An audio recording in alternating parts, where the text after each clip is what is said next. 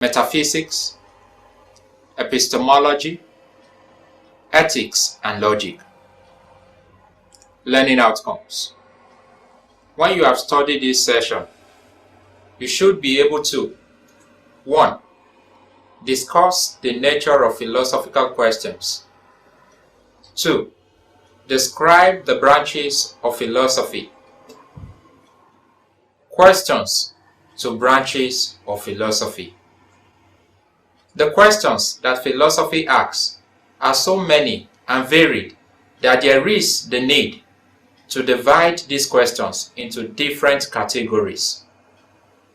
We should note that those fundamental questions that are important in the formulation of worldviews are also the questions that each of the branch of philosophy deals with.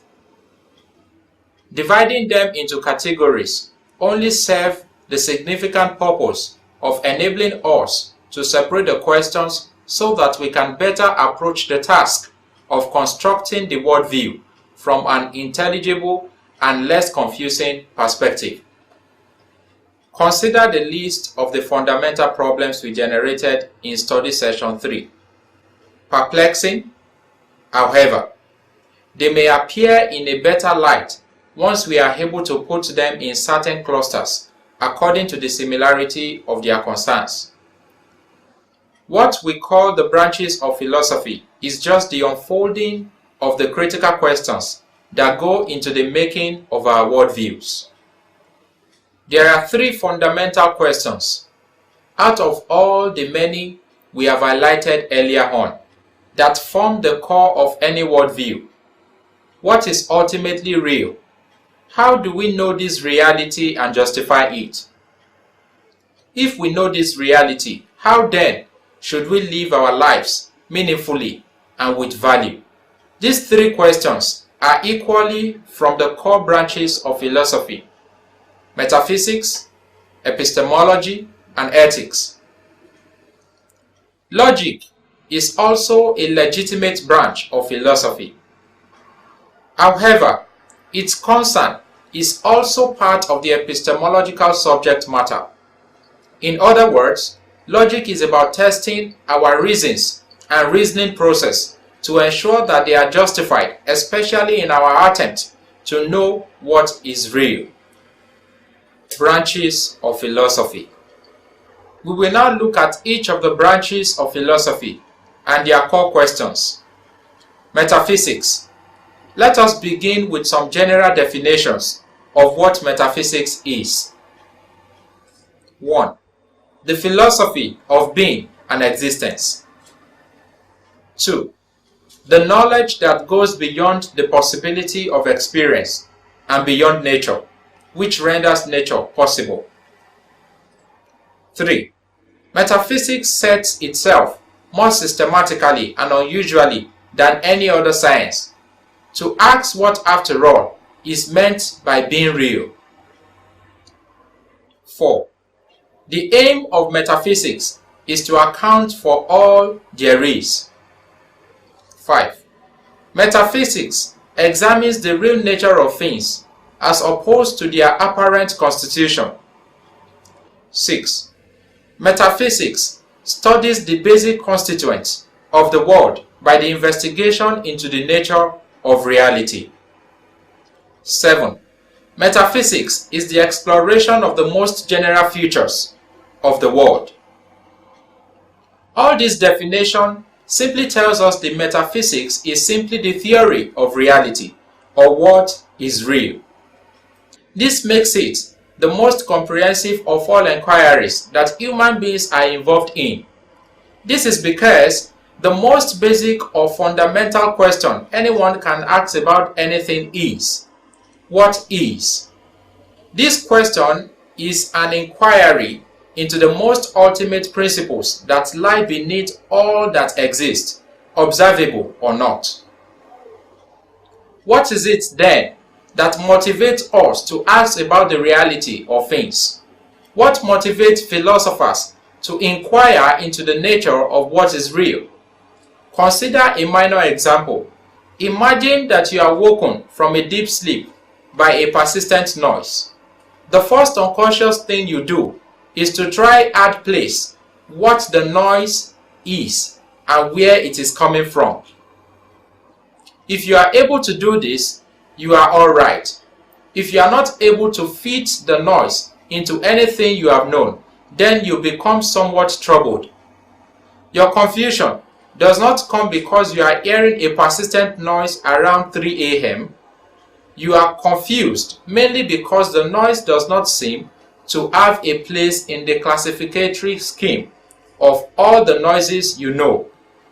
You are not even certain it is a noise. Metaphysical problems arise when we are not able to perceive immediately how the things around hang together. We become more confused when what we normally take to be true reveals some inconsistency and contradiction on a closer look. Let us look at a more serious example. Common sense tells us that we have minds and bodies. We believe that the mind is not physical, but the body is. Common sense further tells us that both the mind and the body relate with each other. For instance, where you are sitting reading this book, you can decide decision is a mental function that you want to stand up, and then you really stand up. You can decide to close your eyes, and then your eyes close. When you come into contact with a sharp object, your body passes a message to your mind that the object is causing pain, and you quickly remove your hand. When you come into contact with a sharp object, your body passes a message to your mind that the object is causing pain, and you quickly remove your hand. We take this commonsensical fact for granted until we begin to ask questions. Since the mind is not physical, where is it located? What kind of entity is a mind if it is hidden to all our sensory organs? Again, if it is not physical, how is it possible for it to affect the body, which is physical?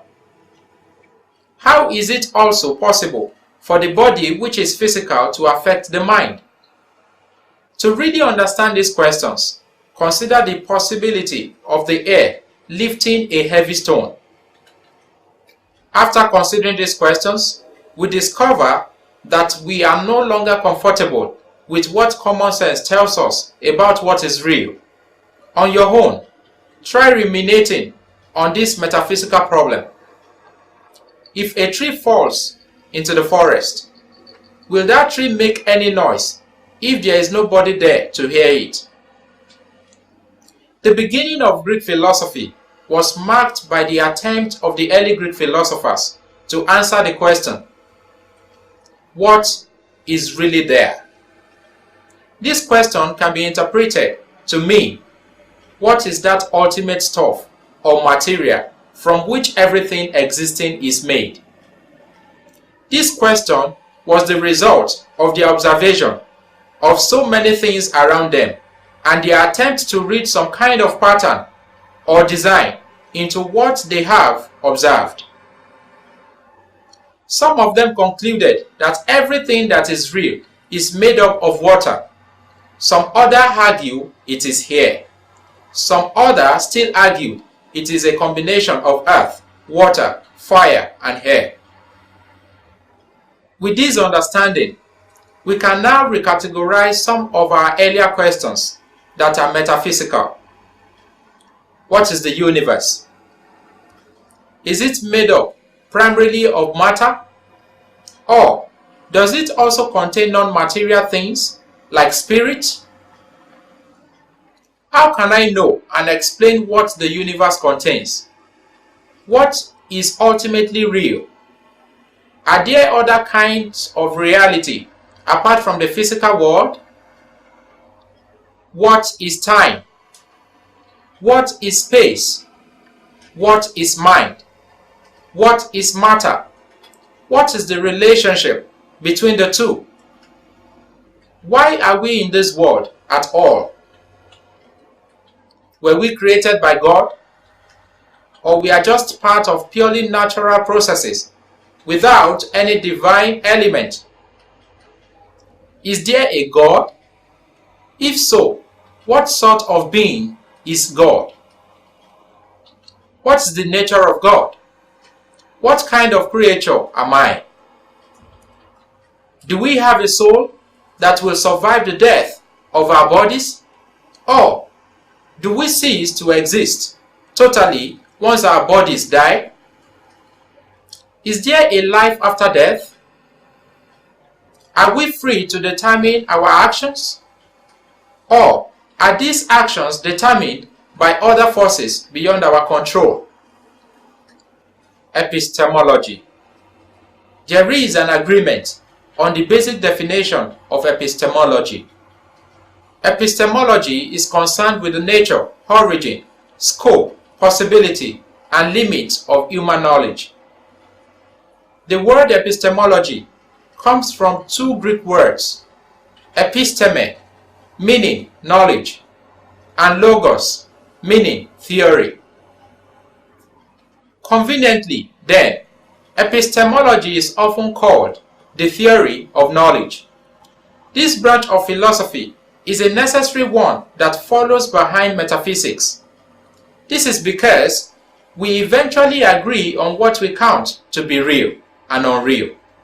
The next obvious question we must ask is, how do we get to know what is real as different from what is not real? In other words, by saying some things are not real, we are implying that there are some things which are real. How do we go about making that distinction? This is the function of philosophers we call epistemologists. The three chief questions that concern epistemology are: what is knowledge? Or what does it mean to say, I know? How do we get knowledge? Can what we call knowledge be so sure that we cannot doubt it? When you talk in ordinary conversation, you make distinction between what you believe and what you know. You also believe that one is stronger than the other. When you say, I believe so and so, what you intend to tell us is that there is the possibility that what you believe at that point may turn out to be false. However, when you say, I know that so and so, what you mean is that what you claim you know is true and cannot be faulted. This distinction between what you know and what you believe is based on the assumption that there are so many things we can claim to know in this world. You can name some of them. You think you know that there is presently a book in front of you. What you are, a man or woman, that you are alive, that 2 plus 2 is equal to 4, that the sun rises in the east and sets in the west, that Abuja is the capital of Nigeria, that Obama is the current president of the United States, that the earth moves around the sun, that PHCN is epileptic, and so on. The question is, can you really be certain that you know all that you claim to know? So many people have claimed similar knowledge in the past, which turned out to be wrong or false. Like so many people, you also take some of these claims for granted without any attempt at reflecting on them to see whether or not they can withstand some deep scrutiny. Take an example. One of your basic knowledge claims is that you are alive and conscious now. This implies that you are not sleeping or dreaming. If you asked how you know that you are not sleeping, you may be surprised at that question and may be replied, of course, I'm not. My eyes are wide open. I can see you before me. I am also conscious of everything around me. Therefore, I can't be sleeping or even dreaming. It would definitely appear that you have given a very good answer. Let's see whether your answer can withstand critical examination. Almost everyone dreams. I know you to remember your most vivid dream. This dream would have to be so real that when you woke up, you were so disoriented and confused. It took you a while to understand where you were. This dream would have to be so real that when you woke up, you were so disoriented and confused. It took you a while to understand where you were. It could either be that you were so sad, the dream is gone, or you were very happy it ended. Now, what caused your confusion about the dream? You were certainly confused because the dream was so real to you while it lasted. You actually thought it was happening. The question then is, if your dreams have been so real as to be similar to reality, how do you know you are not presently in a very elaborate dream from which you will wake up very soon? You cannot appeal to your sense for two reasons. One, your senses were also available to you when you dream. You see, feel, smell, taste, and hear things around. Two, your senses have deceived you in the past. How do you know they are not deceiving you now? This example brings out clearly the significance of epistemology in our overall worldview. It is concerned with our claims to knowledge and the methods we employ in arriving at what we claim to know. Epistemology serves as the standard of evaluating our knowledge claims, so we would be better able to differentiate between true claims and false claims. Most of the claims we make are about the physical world around, as well as claims about the people we are in relationship with: friends, spouses, enemies, government officials, neighbors, children, and so on. Imagine that you have put in about 20 years into a marriage and it turned out you were completely wrong about your wife or husband. Imagine that you so trust a friend with your life secret and it turns out she was actually an enemy acting like a friend. Imagine that without any adequate criteria to differentiate between truth and error, you assumed that a building is strong and the same building almost collapsed on you. Further, imagine that your neighbor, whom you thought to be a good friend, turned out to be a robot in spite of all your uncritical assumptions that she is actually human. This tells us that the degree to which your epistemology is correct is the degree to which you will understand reality and the world around you. It is also the degree to which you can use that knowledge to promote your life and goals. How many people, however, have some form of theory of knowledge? Do you have a theory of how to move from belief to knowledge? If you are asked what it means to know what you claim to know, what would be your answer? Let us see whether you can be led to some kind of answer. If I ask you how you know that there is a book presently in front of you, your answer would be that you can see and touch the book. This answer tells us that our senses are very important in getting information about the world around us. Yet, these senses are not usually correct. You sometimes mistook the smell of jollof rice for that of suya. You have also confused a stranger for someone you thought you knew. Your eyes tells you the sun is a small disk in the sky, yet we know the sun is much bigger than the earth. If you take the word at face value, we would end up making so many serious and irreversible mistakes. that would make life itself unbearable. At best, what the sense could give us should be called opinion or belief rather than knowledge. So, if I ask you what is in front of you, rather than saying I know it is a book, you should rather say I believe it is a book. How then do you move from this belief to knowledge? It has been suggested that knowledge is a combination of three elements: truth, belief, and justification, or reason for the belief. When you say, I know that there is a book in front of me now, for us to know that it is a piece of knowledge, A, it must actually be true that there is a book in front of you. If it is something else, then you can't claim it is a book. B, you must actually believe that there is a book in front of you. It is correct to say, I know there is a book in front of me, but I don't believe it. And C, apart from the book being there in front of you, and your belief that it is there, you must also have a reason for believing that the book is there.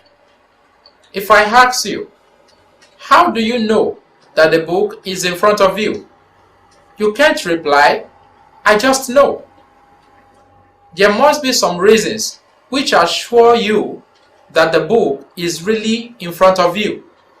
We can now go on to see which of our earlier questions are epistemological in nature.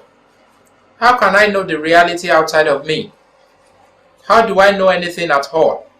What is knowledge? Or what does it mean to know anything at all? What is truth? Do the senses tell us anything about the world? Is sense experience through my five sense organs the only source of knowledge and truth? Or are there other ways of knowing? If God exists, can we prove he or she or it exists? Are there ways of arriving at truth apart from the senses and human reason? How do we recognize what is good and what is bad? Ethics. Again, let us start with some basic definitions of what ethics is. 1. The study of moral standards and how they affect human conduct. 2. The branch of philosophy which helps in clarifying moral terms and concepts. 3. The branch of philosophy which teaches us how to live the good and happy life in the society. 4. The aspect of philosophy which investigates human conduct, insofar as such conduct can be said to be right or wrong. 5. The systematic study of the fundamental principles of morality. 6. It gives general guidance concerning what to do, what to seek, and how to treat others. Ethics, also known as moral philosophy, is perhaps the most accessible and human of all the branches of philosophy. This is simply because it is concerned with the rightness and the wrongness of our actions and behaviors.